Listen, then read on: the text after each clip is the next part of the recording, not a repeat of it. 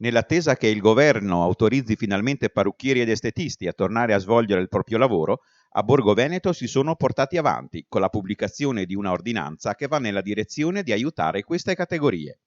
Non appena il blocco a queste attività sarà rimosso, a Borgo Veneto sarà liberalizzato l'orario di lavoro e quindi sarà possibile andare a tagliarsi i capelli o fare una ceretta dal lunedì alla domenica, dalle 7 alle 22. Ai nostri microfoni il sindaco del comune Michele Sigolotto. Ho ritenuto, insomma, tenendo buona anche una istanza fatta da Confartigianato, di andare a togliere gli orari diciamo ordinari di apertura e chiusura e di dire che possono tenere aperti dalle 7 alle 22 tutti i giorni, sabato e domenica compresi. Questo per poter dar modo a loro di organizzare gli accessi,